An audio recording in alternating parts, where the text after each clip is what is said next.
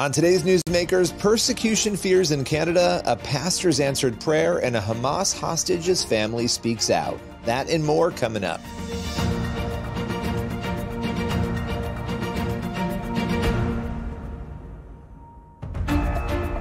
Welcome to Newsmakers, a show where we go behind the headlines each week to bring you interviews with pastors, entertainers, politicians, and other notable figures.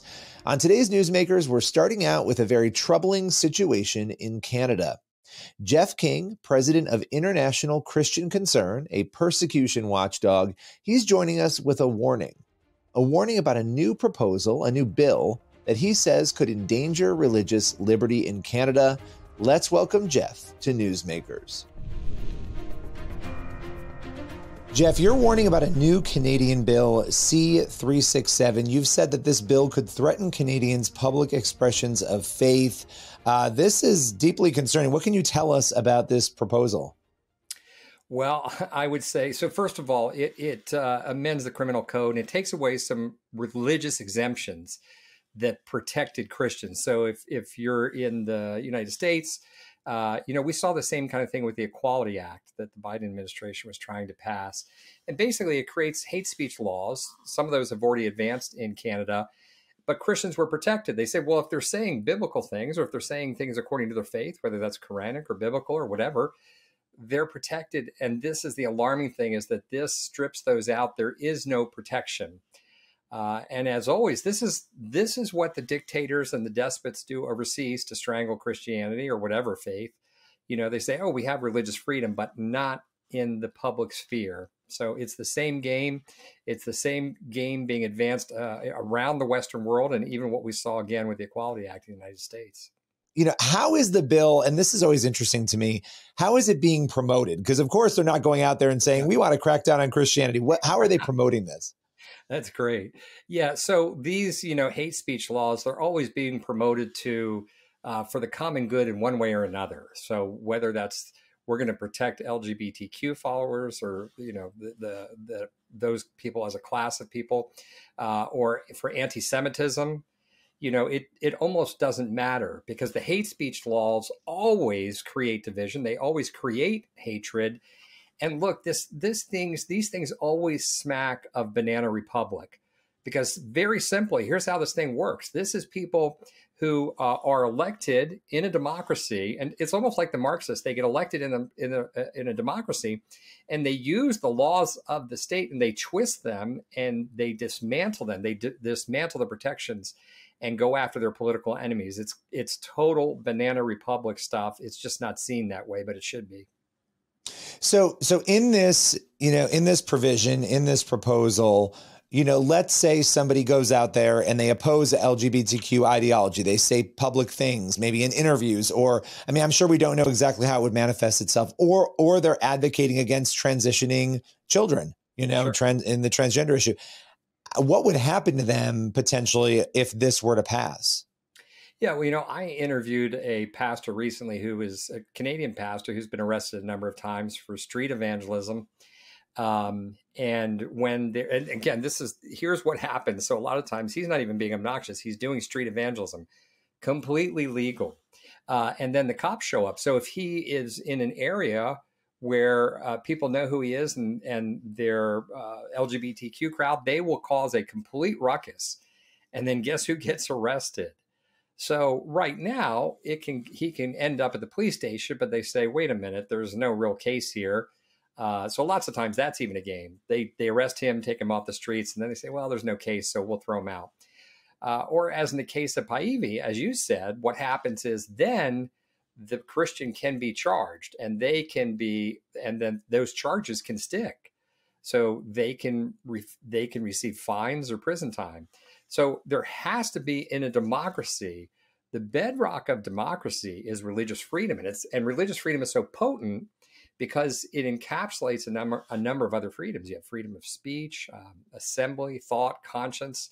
So again, to remove freedom of speech protections in a democracy is a nightmare, and it's signaling the death and the dying of democracy. It should be looked at in no other way. Anybody who's advancing this stuff is completely an enemy of democracy and is looking to get weapons to attack their political opponents.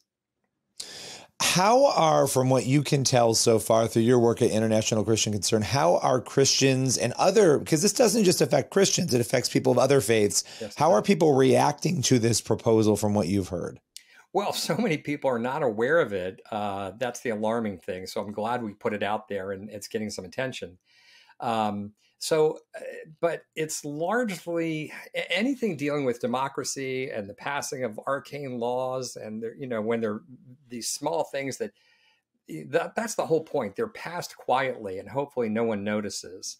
So most people, unless they're involved in advocacy or religious freedom, they're not quite aware. They know there's something wrong. They see, what did we see recently with the White House working with social media to attack enemies and to attack speech they didn't like? Crazy in terms of democracy. Päivi, like you said, another Finnish congresswoman, an MP, but a congresswoman, and attacked repeatedly by basically the Justice Department in their country. And it doesn't matter whether the court's exonerated. The Justice Department, the liberal, very liberal Justice Department, who doesn't like her stance, is going to keep coming after her. That's punishment enough. She'll be ruined financially. She'll be tied up and completely ineffective as an MP. And that's the real course of action. So getting back to the core of the answer, it's like many people just don't understand what's going on, and they need to wake up.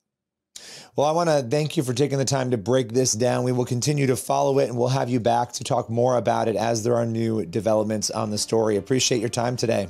Thank you, Billy. Stay tuned to CBN News and CBN News YouTube channel for continued coverage of this important issue. And up next, the family members of a Hamas hostage are speaking out. They have a heartbreaking message and a heartbreaking story. We'll be back in just a moment with more Newsmakers.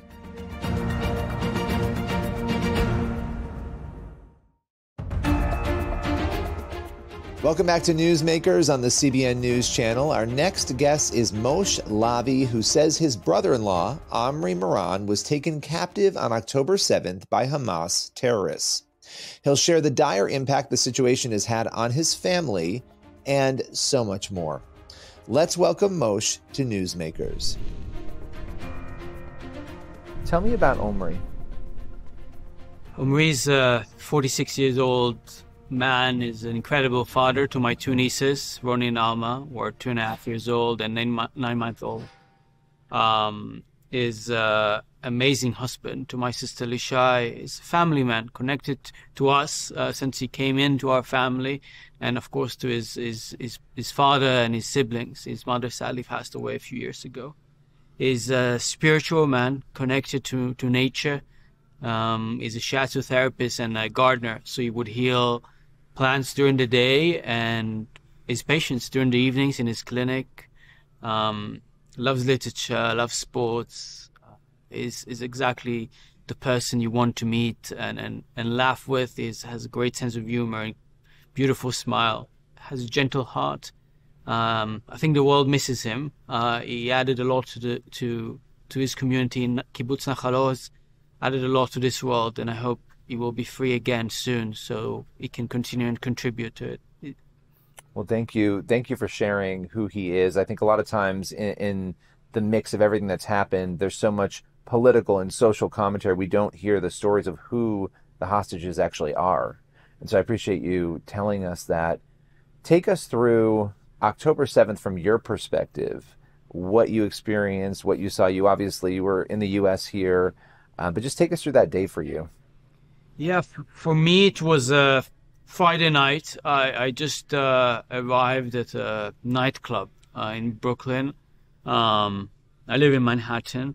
I went out with friends to a music concert there.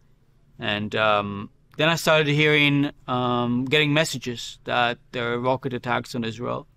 I grew up in Sderot on the Israel-Gaza border, so I experienced rocket attacks. I normalized them, sadly. And so I didn't really mind that at all. You just check with your family, friends, everyone is fine. It was normal. It felt like normal. It felt normal because, to be honest, that was our reality for so many years. And it pains me to say it because I think the fact we tolerated it and allowed our government to tolerate it, October 7th happened. That was one of the reasons.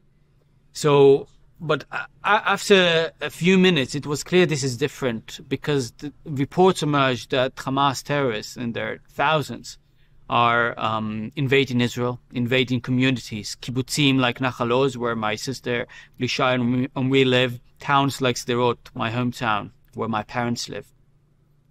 And I started getting messages from friends, from family, checking on them. I, of course, left the club. It was a weird experience, because I just started to have a great time with music, and then you receive this news and you don't know how to cope with it. Do you have any idea his whereabouts, his condition? Has there been any contact or information on him since October 7th? Hamas, sadly, does not allow the hostages to be visited by the ICRC or any other international organization. They don't provide any proof of life. We have no credible sources to ensure that they provide them efficient medical care either.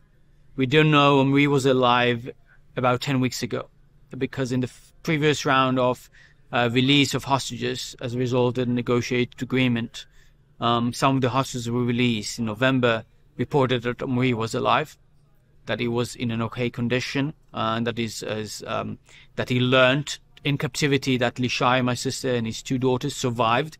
That gave them strength, that he projected strength to others who were held captive with him. But it's been so long since then, and we don't have any proof of life. We don't know his condition. We don't know his whereabouts. And we hear the testimonies from hostages who were there about the torture, the abuse, sexual violence, the deprivation of food, water, proper sanitary condition. We are terrified for what he's experiencing, but at the same time we try and project hope, because that hope helps us to advocate for him with public officials, elected officials here in the US, in Europe, all around the world, and of course with our own government, Israel, in the Israeli government, and with the public, as we do here in this conference. And you're here, you're speaking. I mean, this is not an easy thing to speak about. What do you want the world to know? There are a lot of different opinions right now about what Israel should do, shouldn't do. I mean, lots of political opinions. What do you want the world to know? I want the world to know and unite behind the notion that the hostage crisis needs to be above the political discourse, that it is a humanitarian crisis.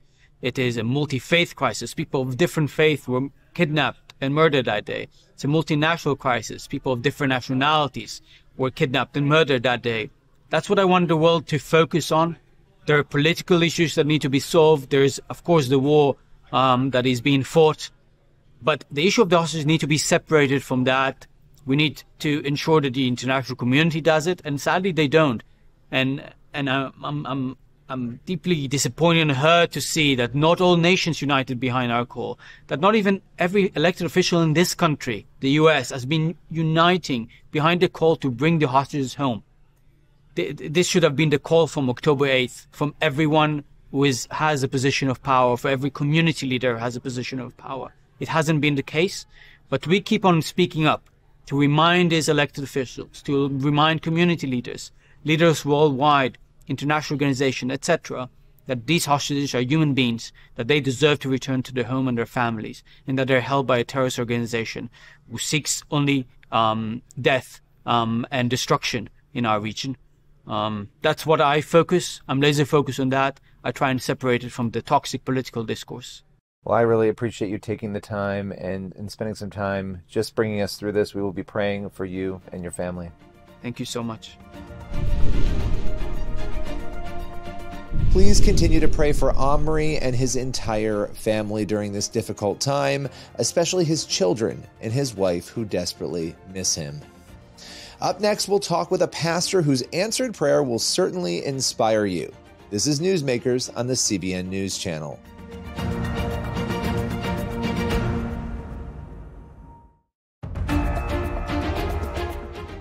Welcome back to Newsmakers on the CBN News Channel. For our final segment, we are sitting down with Dr. Bob Griffith. Dr. Griffith is the author of Fostering Jesus, Answering the Call to Foster Care in the Home and Church. He'll share how a simple prayer changed absolutely everything for him and his family, and why he wants to see the church step up to the plate when it comes to foster care. Let's welcome Dr. Griffith to Newsmakers. Foster care is an incredibly important issue. It's one that not enough people think about or do enough on, and yet it is an important topic and a big topic within the church. So let's just start there. What is your assessment based on what you've seen and experienced in terms of how well the church is doing on foster care? That's a great question. It is a big issue. It affects every state in our country. And right now, there's about 400,000 children in foster care at any one time that come in and out of foster care, with another 100,000 in the special needs category. So it is something that touches every state and every county in our country. And one of the statistics that is amazing is that 50% of all of the foster children in our country are located in 5% of the counties. So while every state and every county has children that are in the foster care system, there are these concentrated areas that really need the church to be able to jump in and be a part of the solution. So the church has been focused on adoption primarily. That's something that has been talked about. And the voice of that has been out there for many decades now, and that has been amazing and wonderful. But if you look at adoption and you back up one step, oftentimes it's foster care that is the step right before that, where there's a need to try and help the biological family and to partner with that family, stand in the gap as they begin to make their family situation safer and stable. And so they need someone to step in and to help and to stand in the gap. So that's really the step of foster care. And then, of course, the step before that would be prevention. And that's the discipleship process, really, that every church is all about, discipling families in every stage of life to try to help them be stronger and grow. So the area of foster care is one that I believe that the church in America needs to get more active on talking about as it relates to the heart of God. It really is found in the Word of God, in the book of Isaiah, chapter 1, the first 16, 17 verses there, just simply talk about how the church is required by God to jump in and solve the problem of, the widows and the orphans, essentially those that cannot support themselves, that don't have a voice, that can't help. They need someone. And this is what God has asked his people to be a part of, and to be a part of the solution, and to be the solution. So I think that when you look at some of the statistics that say 92% of churches in America currently are not engaged in talking about or taking action for foster care, you see that there is room for us to do so. And in every state, there is an opportunity to partner, with all the different agencies that need help. They need people who love children to jump in. And of course, as the church, we not only, have love and compassion because of the heart of God, but it is a mandate in the Word of God to do so. So much work is ahead of us, and there is a great need to be able to help these vulnerable children in our country. You've written a book, Fostering Jesus, Answering the Call to Foster Care in the Home and Church, and that book dives into this issue very in depth. And we've got a couple of minutes here. Before we go, I really do want to ask you this, because one of the things that happened is once you stepped out and did this, others around you stepped out and fostered as well. Talk a little bit about that ripple effect of you stepping out and what happened after that. Well, one of the things that encouraged my wife and I, Wendy, we got into this because we had a friend that did foster care, and we watched them do it with so much love and grace, and the kids were just wonderful little kids, and so we were just very encouraged. So when we did the same thing, we noticed that others had the same response. They would ask us questions, and they would go through the process as well. So over about 5 years of time at our church, we saw 30% of all of the foster families in our county eventually come to our church and be a part of this community of foster parents. And they wanted to have the support and the care that was there. We ended up doing some studies. At the same time, I was doing my doctoral work, and so I chose to study this. And we found that when you support foster families, that you increase their satisfaction and they're happier. They want to stay in it longer. So you lower the dropout rate of foster families significantly. We had 14% of the foster families in our church actually say that they changed their mind and they decided not to stop. They decided to stay in it. So the dropout rate went to 0 with the groups that we had, just because we ended up, forming a community, giving them some love and care, providing some supplies, that they needed, writing them encouraging notes, just some very basic, easy things. And our motto, if you will, was, if you do foster care and you do it at our church with our community there, that you will not do it alone. Well, I so appreciate you taking the time, bringing us through this. Would love to have you back to talk more about it in the future. It's an incredibly important issue. The book, Fostering Jesus, Answering the Call to Foster Care in the Home and Church. Thanks for your time today. All right. Thank you, Billy. God bless you. You can find out more about Dr. Griffith at fosteringjesus.com. We'll be right back on the other side of the break with more Newsmakers.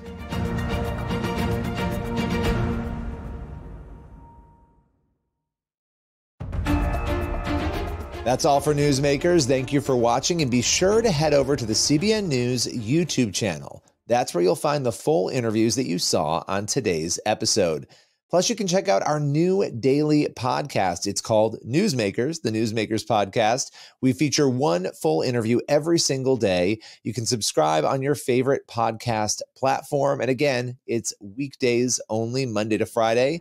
As far as this show, we will see you again next week.